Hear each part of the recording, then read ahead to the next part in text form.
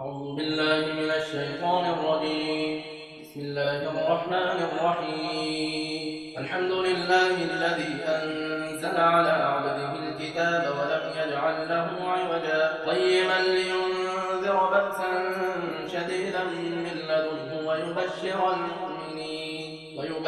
المؤمنين الذين يعملون الصالحات أن لهم أجرا حسنا ماكثين فيه أبدا وينذر الذين قالوا اتخذ الله ولدا ما لهم به من علم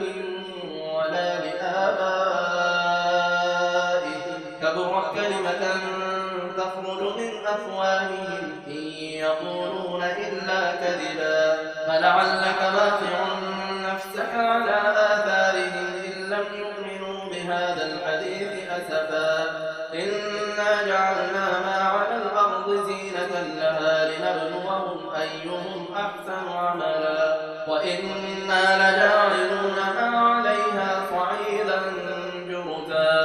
أم حسبت أن أصحاب الكهف والرقيم كانوا من آياتنا عجبا إذ أوى الفتية إلى الكهف فقالوا ربنا آتنا من لدنك رحمة وهيئ لنا من أمرنا رشدا فضربنا على آذانهم في الكهف سنين عددا ثم بعثناهم لنعلم أي الحزبين أحصى لما لبثوا أمدا نحن نقص عليك نبأهم بالحق إنهم فتية آمنوا بربهم وزدناهم هدى وربطنا على قلوبهم إذ قاموا فقالوا ربنا رب السماوات والأرض لن ندعو من دونه إلها لقد قلنا إذا شططا هؤلاء قوم اتخذوا من دونه آلهة لولا يأتون عليهم بسلطان بين فمن أظلم ممن افترى على الله كذبا وإذ اعتزلتموهم وما يعبدون إلا الله فأووا إلى الكهف ينشر لكم ربكم من رحمته ويهيئ لكم من أمركم مرفقا وترى الشمس إذا طلعت تزاور عن كهفهم ذات اليمين وإذا غربت تغرضهم ذات الشمال وهم في فجوة من ذلك من آيات الله من يهد الله فهو المهتد ومن يضلل فلن تجد له وليا مرشدا وتحسبهم أيقاظا وهم رقود ونقلبهم ذات اليمين وذات الشمال وكلبهم باسط ذراعيه بالوصيد لم اطلعت عليهم لوليت منهم فرارا ولملئت منهم رعبا وكذلك بعثناهم ليتساءلوا بينهم قال قائل منهم كم لبثتم قالوا لبثنا يوما أو بعض يوم قالوا ربكم أعلم بما لبثتم فبعثوا أحدكم بورقكم هذه إلى المدينة فلينظر أيها أزكى طعاما فليأتكم برزق منه وليتلطف ولا يشعرن بكم أحدا إنهم إن يظهروا عليكم يرجموكم أو يعيدوكم في ملتهم ولن تفلحوا إذا أبدا وكذلك أعثرنا عليهم ليعلموا أن وعد الله حق وأن الساعة لا ريب فيها إذ يتنازعون بينهم أمرهم فقالوا ابنوا عليهم بنيانا ربهم أعلم بهم قال الذين غلبوا على أمرهم لنتخذن عليهم مسجدا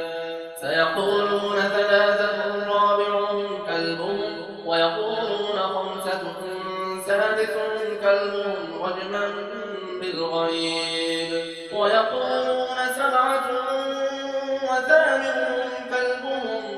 ربي أعلم بعدتهم ما يعلمهم إلا قليل فلا تمار فيهم إلا مراء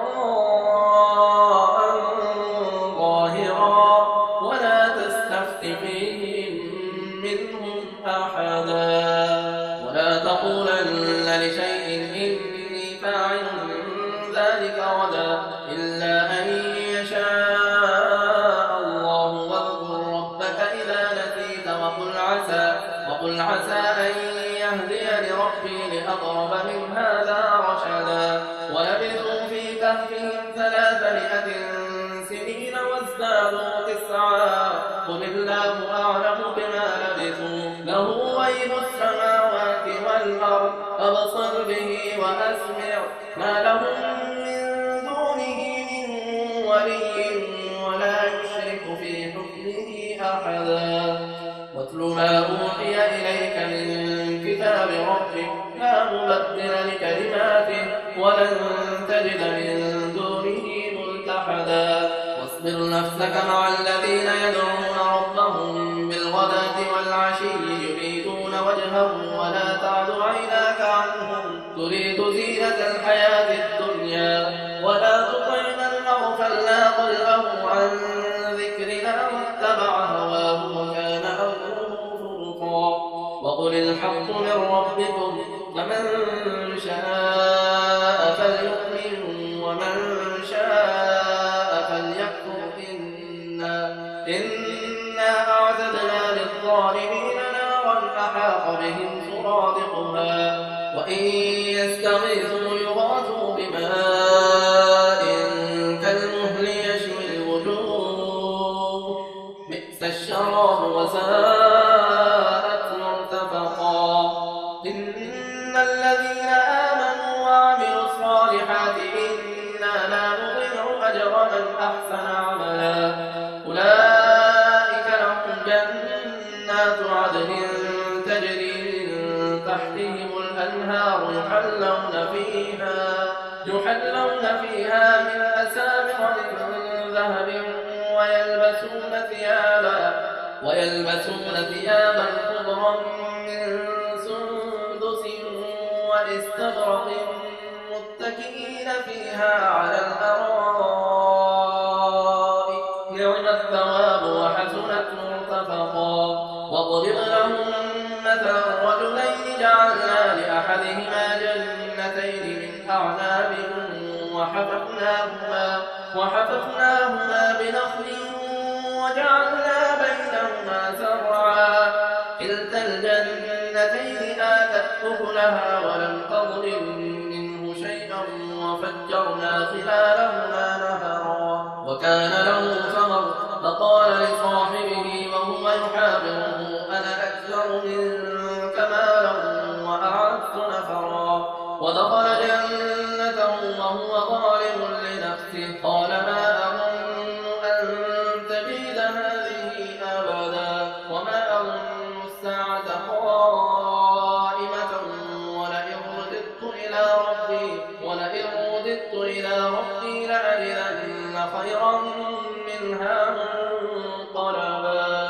قال له صاحبه وهو يحاوره أكفرت بالذي خلقك من تراب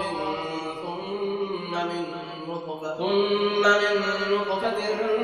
ثم سواك رجلا لكن هو الله ربي ولا أشرك بربي أحدا ولولا إذ دخلت جنتك قلت ما شاء الله لا قوة إلا بالله إن ترني أنا أقل منك مالا وولدا فعسى ربي أن يؤتيني خيرا من جنتك ويرسل عليها حسبانا من السماء فتصبح صعيدا زلقا أو يصبح ماؤها غورا فلن تستطيع له طلبا وأحيط بثمره فأصبح يقلب كفيه على ما أنفق فيها وهي خاوية على عروشها ويقول يا ليتني لم أشرك بربي أحدا ولم تكن له فئة ينصرونه من دون الله وما كان منتصرا هنالك الولاية لله الحق هو خير ثوابا وخير عقبا واضرب لهم مثل الحياة الدنيا كماء أنزلناه من السماء فاختلط به نبات الأرض فأصبح هشيما تذروه الرياح وكان الله على كل شيء مقتدرا المال والبنون زينة الحياة الدنيا والباقيات الصالحات خير عند ربك ثوابا وخير أملا ويوم نسير الجبال وترى الأرض بارزة وحشرناهم فلم نغادر منهم أحدا وعرضوا على ربك صفا لقد جئتمونا كما خلقناكم أول مرة بل زعمتم أن لن نجعل لكم موعدا ووضع الكتاب فترى المجرمين مشفقين مما فيه ويقولون يا ويلتنا ما لهذا الكتاب لا يغادر صغيرة ولا كبيرة إلا أحصاها ووجدوا ما عملوا حاضرا ولا يظلم ربك أحدا وإذ قلنا للملائكة اسجدوا لآدم فسجدوا إلا إبليس كان من الجن ففسق عن أمر ربه أفتتخذونه وذريته أولياء من دوني وهم لكم عدو بئس للظالمين بدلا ما أشهدتهم خلق السماوات والأرض ولا خلق أنفسهم وما كنت متخذ المضلين عضلا ويوم يقول نادوا شركائي الذين زعمتم فدعوهم فلم يستجيبوا لهم وجعلنا بينهم موبقا ورأى المجرمون النار فظنوا أنهم واقعوها ولم يجدوا عنها مصرفا ولقد صرفنا في هذا القرآن للناس من كل مثل وكان الإنسان أكثر شيء جدلا وما منع الناس أن يؤمنوا إذ جاءهم الهدى ويستغفروا ربهم إلا أن تأتيهم سنة الأولين أو يأتيهم العذاب قبلا وما نرسل المرسلين إلا مبشرين ومنذرين ويجادل الذين كفروا بالباطل ليدحضوا به الحق واتخذوا آياتي وما أنذروا هزوا ومن أظلم ممن ذكر بآيات ربه فأعرض عنها ونسي ما قدمت يداه إنا جعلنا على قلوبهم أكنة أن يفقهوه وفي آذانهم وقرا وإن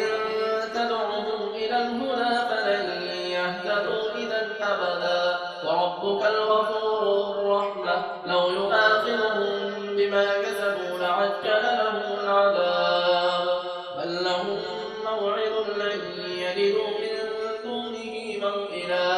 وتلك القرى أهلكناهم لما ظلموا وجعلنا لمهلكهم موعدا إذ قال موسى لفتاه لا أبرح حتى أبلغ مجمع البحرين أو أمضي حقبا فلما بلغا مجمع بينهما نسيا حوتهما فاتخذ سبيله في البحر سربا فلما جاوزا قال لفتاه آتنا غداءنا لقد لقينا من سفرنا هذا نصبا قال أرأيت إذ أوينا إلى الصخرة فإني نسيت الحوت وما أنسانيه إلا الشيطان أن أذكره واتخذ سبيله في البحر عجبا قال ذلك ما كنا نبغي فارتدا على آثارهما قصصا فوجدا عبدا من عبادنا آتيناه رحمة من عندنا عندنا وعلمناه من لدنا علما. قال له موسى هل أتبعك على أن تعلمني مما علمت رشدا؟ قال إنك لن تستطيع معي صبرا وكيف تصبر على ما لم تحط به خبرا؟ قال ستجدني إن شاء الله صابرا ولا أعصي لك أمرا. قال فإن اتبعتني فلا تسألني عن